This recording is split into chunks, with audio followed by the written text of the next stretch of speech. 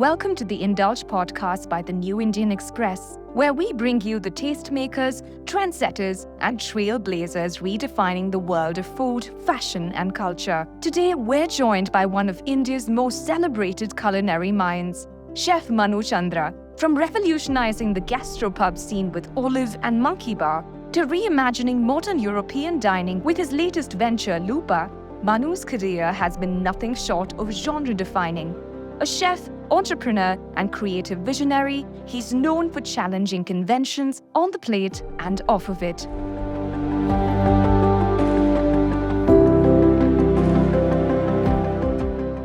you were one of the youngest executive chefs in the country when you joined the Olive Group. Yeah. What was that chapter like, especially launching Olive Beach in Bangalore, which went on to become a landmark?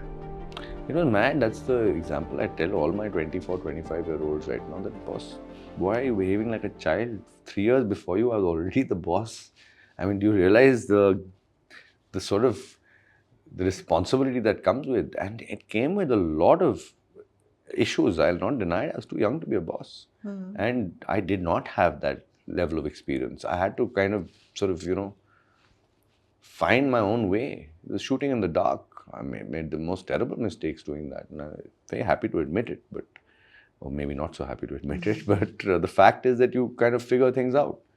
But it also gives you a very fresh perspective. So you do things in a way that work for you. That's why I said, if I had gone through the rigmarole of management courses, I would not have had such a direct approach in being able to address a bunch of people if there was an issue, as opposed to calling one by one everyone in the office and then having a form and then ticking it off. And really, I mean, do you think that'll work with a bunch of people who probably have not even gone through a formal education system? You work on a very different paradigm. People say, oh, you're strict. I'm like, sure. Let's also tell the army to open a circus and not be strict, and then ask them to defend you. But this is not war. You're not the army. Yeah, we can go into this obfuscation-based debate forever. But if something goes wrong, you are going to be the most antagonized, the most rude, the most entitled customer there ever is. Think about that. I did that at the Vicky Flow event recently. Something I said, I don't know what I said. I told you, sometimes I'm just such a moped. I looked around about something and I said, about kindness to staff and hospitality people in general. I said, why is it that all of you come and take your angst out on poor hospitality staff? You didn't find anybody else to get angry at. You had a fight at home, take it out on them. Something is a little cold, you take it out on them like your life has ended. For God's sake, it's a meal, it's a restaurant. It can be reheated, it can be got out fresh. Why did the world suddenly cease to exist for that moment? And did you see how you spoke to them? And I don't stand for that. I absolutely don't stand for that. You cannot speak to my staff that way. I will throw you out of that restaurant without any regrets. Okay, you have to be able to stand up for yourself. And a lot of people don't like me for that because I'm self-assertive. Are you mad? I mean, thank God I got an education, right? Because there are things that you're taught. I grew up in a household where when the postman came, my grandfather would open the door. The postman loved my grandfather. Not only would he invite them, because Delhi, it gets 45, 46 degrees in the summer. And these guys are walking around, and before, DTDC and, whatever, delivery was there, postmen were postmen. Yeah. And my granddad was a scholar, so a lot of stuff used to come through registered post with those wax seals and all of that. They would come, they would be sat at the dining table. Then my poor grandmother or somebody had to go and make a nice nimbu pani for them.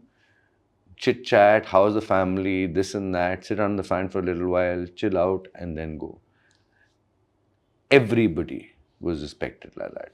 Every year there would be some Devi, I don't even remember what that occasion is, but all the domestic help from around the area, and we live in a very, very affluent area. I mean, it's probably the most affluent area in the country. And all the help, all their daughters would be called in for this feast that would take place at our house. Everyone would sit at the dining table, they would be fed, they would be pampered, and they would become invariably people who just keep showing up, just to say hi, just to come chill, have a cup of tea. That's that sense of community you develop. It's almost absent now. Absolutely. If it's not for the gram, which is so much faking, it's unbelievable. It's just missing.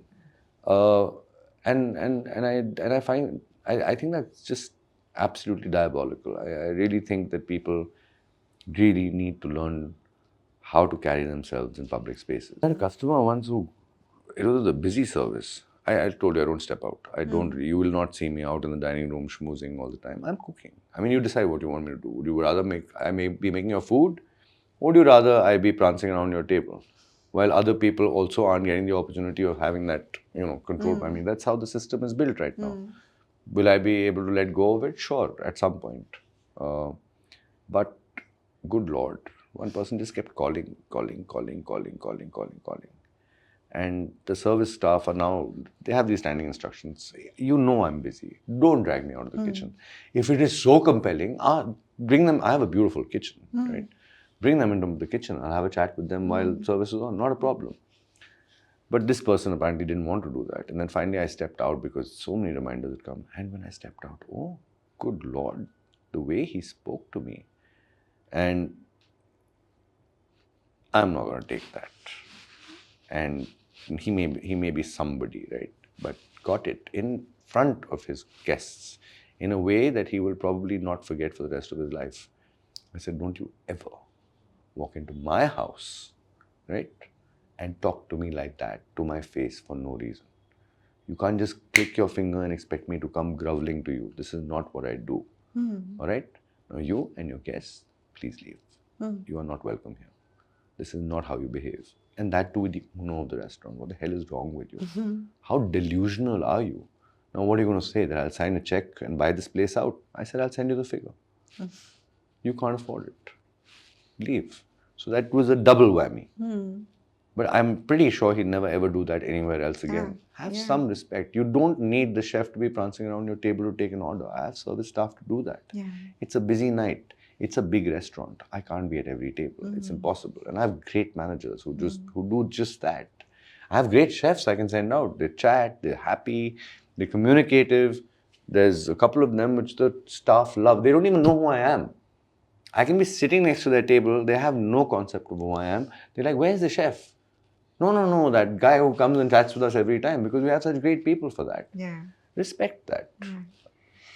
From running one of India's most successful gastropubs to now building your own legacy at Lupa, how has your idea of success evolved? What drives you today that didn't drive you, say, 10 years ago? No, I think legacy is probably a sum total of the whole. I don't think new brick and mortar is going to, suddenly change its trajectory in any way. I've always believed that a restaurant cannot really be a legacy. I mean, either the restaurant is going to die or you are. I mean, one of them is going to go. And I don't attach myself too much to brick and mortar that much, because it's not like an architectural marvel, right? That could be a legacy for an architect, but it's a restaurant. It's beautiful, it's nice, people enjoy it, but if it goes, it goes.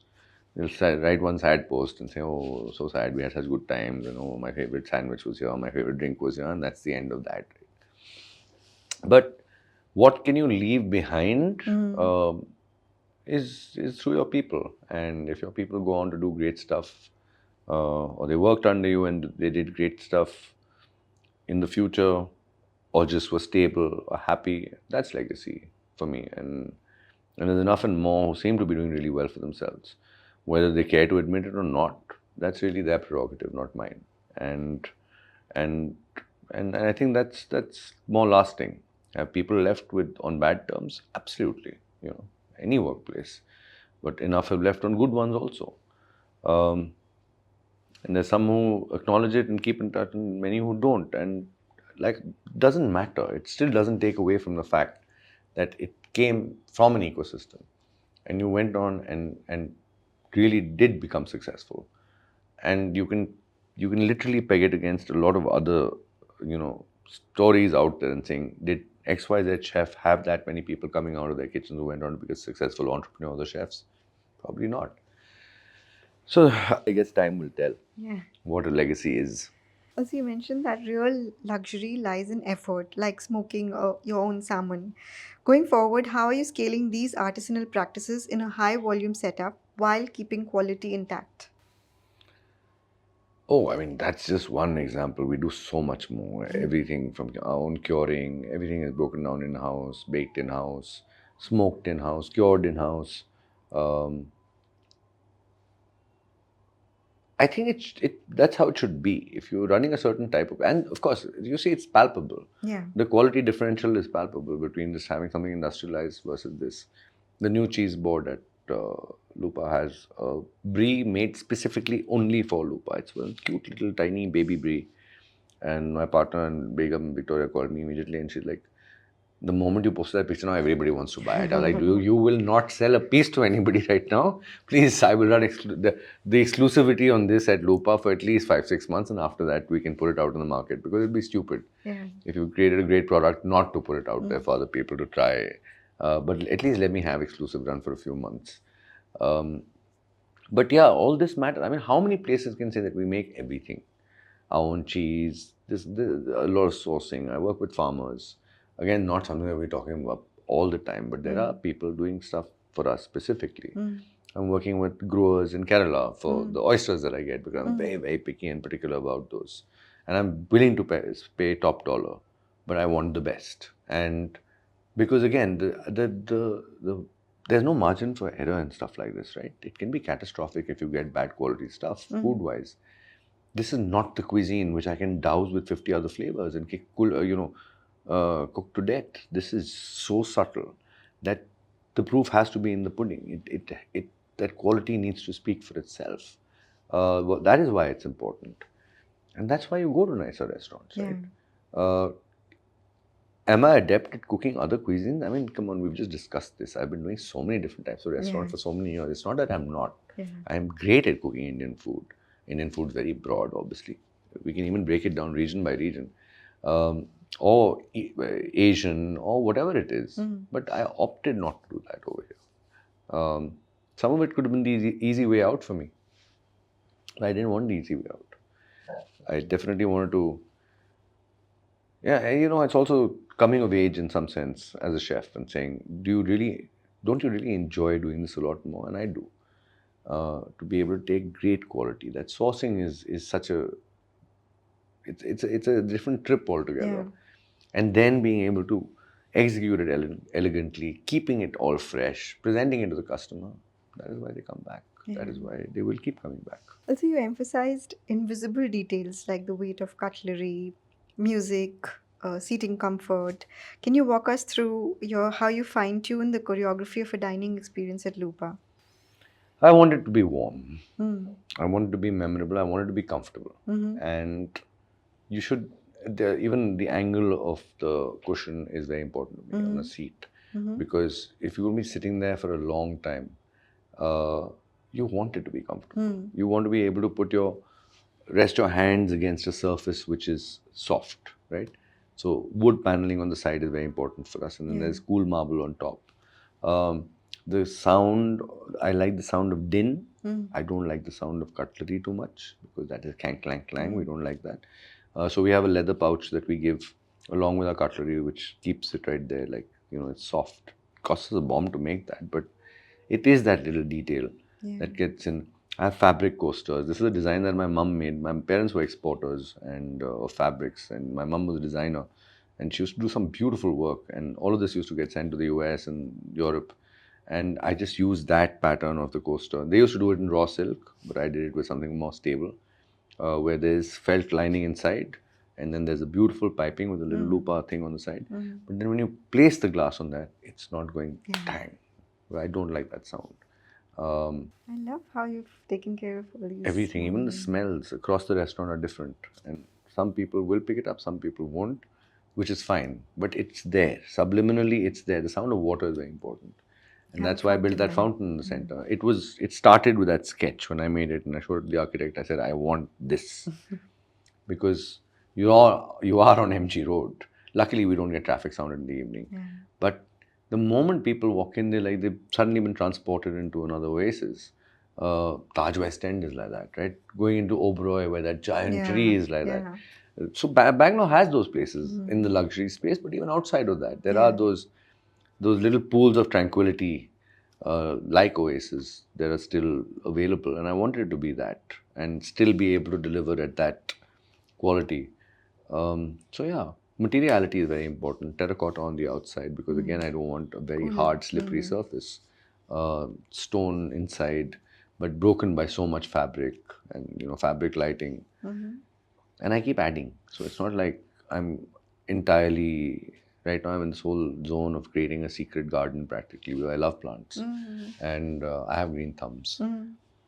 I've created a forest at my home also, which basically just screens me in some way. I'm a fiercely private person, but plants I love, and I will keep putting more and more. And it drives my gardener insane, because there's that many more to look after. And I think it's Bangalore, you don't have to look after plants; they look after themselves. You just have to make sure you water them regularly. But yeah, all of this is important. Materiality is very important in a restaurant. And I think a lot of people forget that. They think the easy way out is buying something cheap and just putting a giant mural in a funky light and saying, oh, it's done. But you have to think about wear and tear. I do. Again, this comes from experience. A restaurant needs to age gracefully.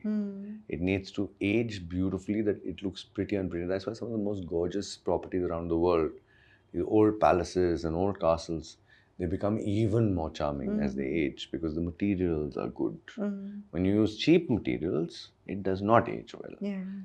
That chip on that tile is going to trouble you for the rest of your life. And changing it is not feasible.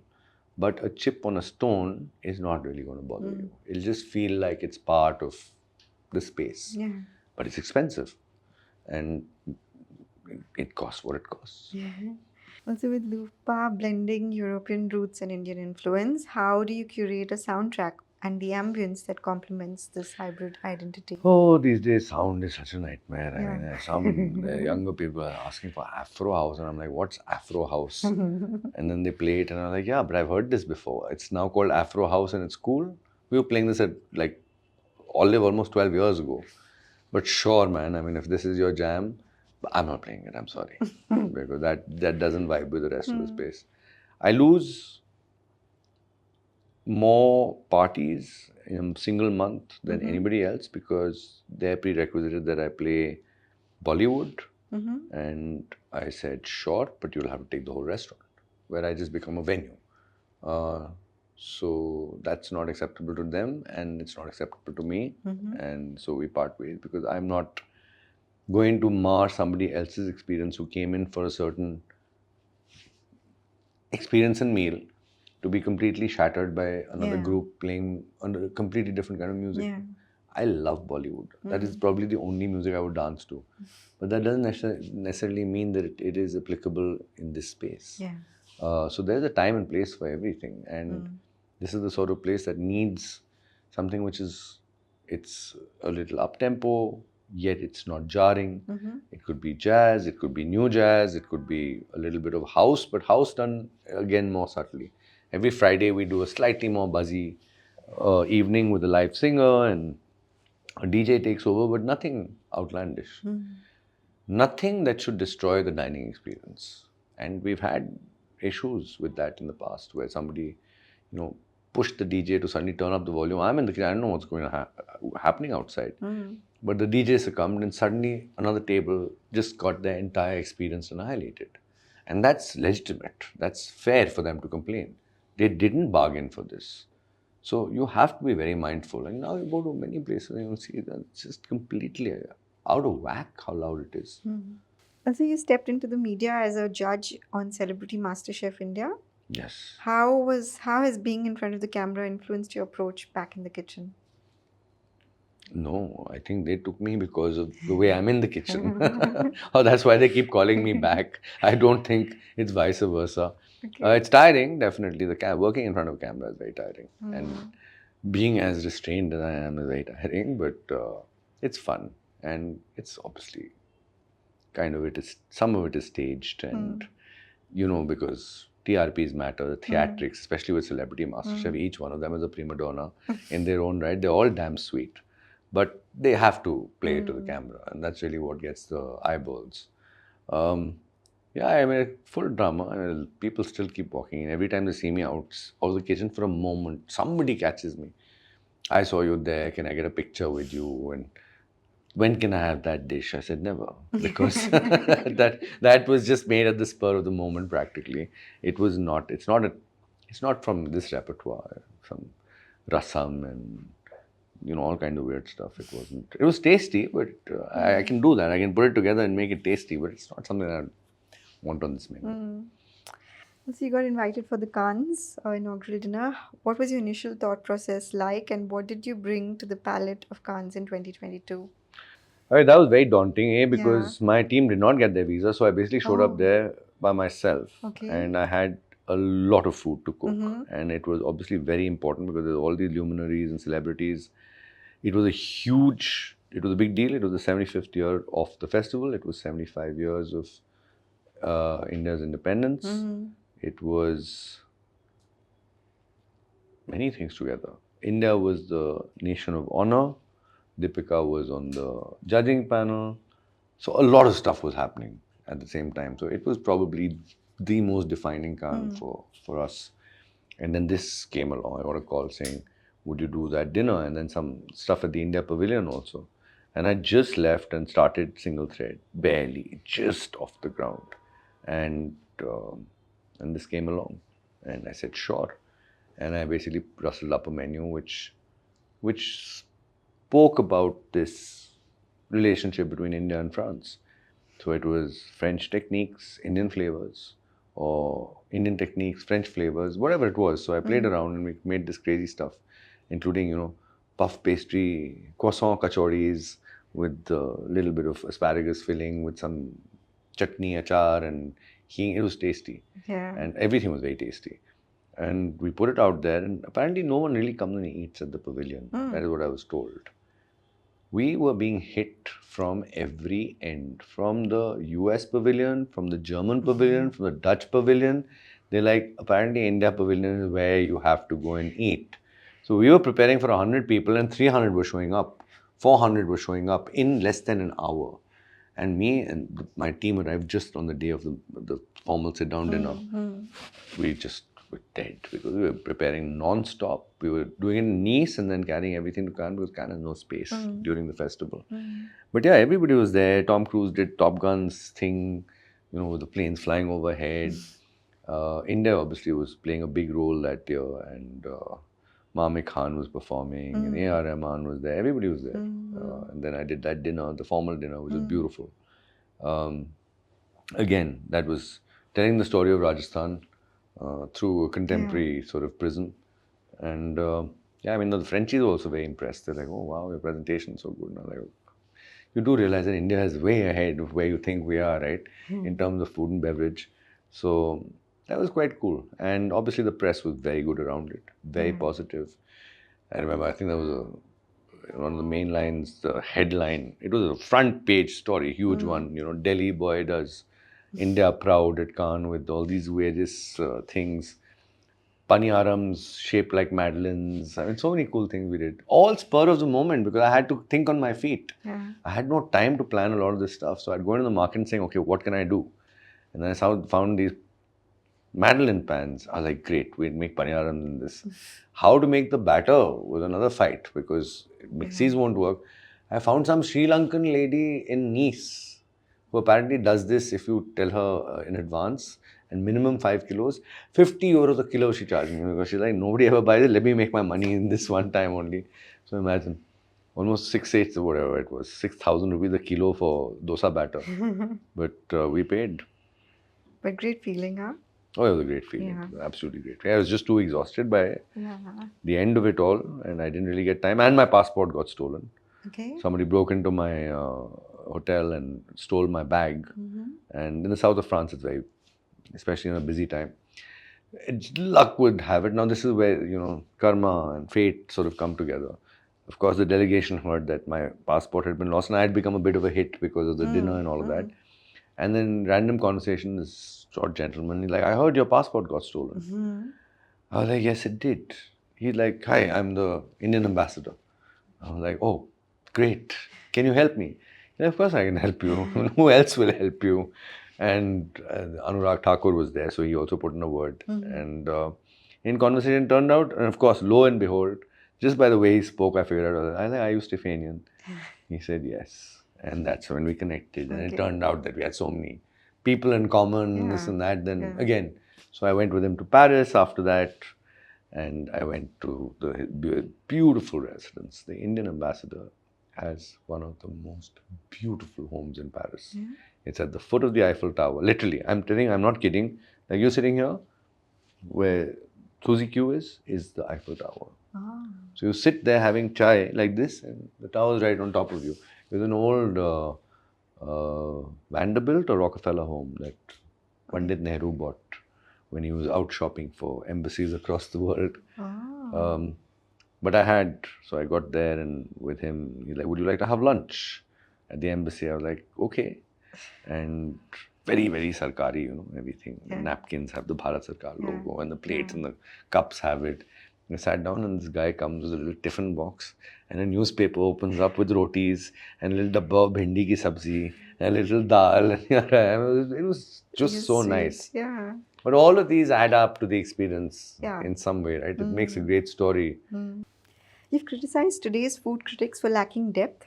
What do you wish critics and guests asked more of, and how can that elevate Indian dining as a whole?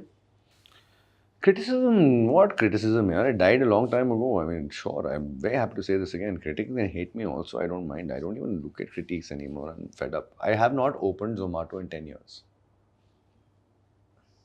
And I'm not exaggerating. I have not opened that website and read a review in over 10 years. I decided not to do it after Toast and Tonic. I said, just cannot deal. I cannot deal. I like some of the stuff that's written. I'm sure there's positive stuff written, all of that. I will not deny that. But it had gotten to a point where that had suddenly become social currency, right? I am a XYZ gold standard, gold medalist Zomato reviewer. If your granddad, who's probably dead now, had heard that, he would have turned the grave 50 times. That you're a gold medalist from university was not important. You're a gold medalist Zomato reviewer because you wrote 75 Zomato reviews in 1 week. And you became a legitimate critic because of that. I had sandwich here, 5 stars. I had coffee here, 6 stars, whatever. It went on and on. This whole ecosystem had become so corrupted. And I just didn't want to read it. I'm trying to do good work over here. I'm not here to make the Mickey on my customer. You have to understand that. There's no intent issue over here. But it was spinning out of control. And I'm not going to read it anymore. And I've stuck to it till date. Then to now, I have not opened it once. Not once. I refuse to see it. I can be the lowest rated restaurant in Bangalore. I'm okay with that. Am I filling the place up with great customers who are coming back over and over again? Clearly, they're also not reading it then, right? And the type of people who are reading it, they can decide. I was in San Francisco. There was a nice restaurant around the corner. I was with a couple of friends. They're both American. I was like, let's go there. And the guy, and that's very San Francisco thing to do. He's walking and this and that. I was like, what are you doing? He's like, I'm reading Yelp. I was like, screw it. It looks nice. The oysters look fresh. I'm going there. Whether Yelp says go there or don't go there, right? I just went in. We had a great time. And we left. He's like, yeah, maybe the Yelp was wrong on that. I was like, maybe it's right also. It doesn't matter. But don't let it. I mean, sometimes just try things and let things go. Yeah. So, with critiques, I think that's also what happened when everybody became a critic. Then what was the point of having a critic anymore? That's what Indian publications thought. And they've largely vanished. Now there are all these lists and these awards and this and that. A lot of them are very highly corrupt, and that's for sure. Because, I mean, conflicts of interest are in your face on social media every morning, and you're like, really? I mean, seriously? Do we need this? And then you're still calling yourself meritorious? Have a modicum of shame. You can't do this. Yeah. I mean, this is literally kickbacks everywhere. Not here, globally. And that's a very, very hush-hush discussed topic amongst the chef communities everywhere. That it's getting out of hand because there's a new empowering, every day there's a new way of empowering somebody who's like, oh, we'll create something and awards and blah. So everyone will claim that they're the most credible. That's always been the case, right? With awards and critics. I don't know. I miss the good old days of high quality food writing. And I think in India that's largely vanished. There are definitely non-mainline people trying to make some very high quality content. Goya is a great example. You know, Anisha and her former partner, they used to do a great job. Now, Anisha, I think, is running it.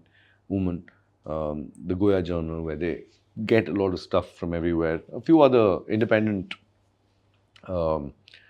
people have tried it. But again, I don't think it's really reaching out to a large number of people. And I don't know. I just think that entire You miss the old genre has yeah. basically Disappeared. died and Yeah. disappeared. There's no one really critiquing get anymore. that. There's some great writers out there still, but there are no publications willing to carry that, right? Or it became for sale. Yeah. You basically buy a review and then buy a award. The great monetization formula. But no, I genuinely believe that finally customers will just try and decide. And some of the highest rated places on some of these apps turn out to be total duds. I've experienced that.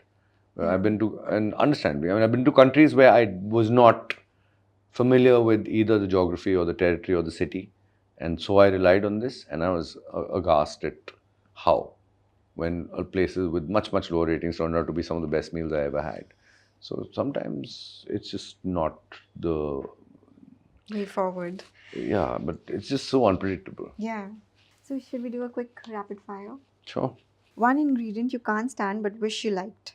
Can't stand but wish I liked. Yeah. Oh, yellow zucchini. Okay. I don't like it. If your life were a tasting menu, what would be the amuse bouche? Probably a little kachori. What's more satisfying, perfecting a classic or inventing a new dish? Upgrading a classic. Okay. The weirdest thing you've ever cooked and liked? Probably grasshopper. Okay. Really? Yeah, they're nice, crunchy. What's a book or film that's changed the way you think? Book I mentioned. Yeah. Complications, Atul Gawande. Yeah. Film, The Big Night. Okay. One rule of life you live by no matter what. Hard work pays. What's your go-to stress buster outside the kitchen? I'm always in the kitchen, but I read. I read a lot. I still read about 4 or 5 papers a day. Oh, nice. If you could instantly master any non-culinary skill, what would it be? Playing an instrument. If not a chef, what's the alternate life Manu Chandra is living in a parallel universe? I don't know, teaching at some British university probably. International relations or something like that. Most overrated food trend of the last 5 years? You know, trends are temporary. Yeah. So it doesn't matter. They'll go anywhere. I don't know. I've not really kept up with them. Okay. I mean, I don't have a matcha cheesecake on my menu, for example. Yeah, matcha. Okay. You get to host a dinner party with 3 people, dead or alive. Who's coming and what are you serving? Dead or alive. I probably get Dorothy Parker. She's a wicked sense of humor. Shakespeare maybe. And Marilyn Monroe. They would make a very interesting table. Yeah. And I would probably feed them my grandmother's recipe for mutton curry with rice. Oh, nice. I have a feeling they would have liked it.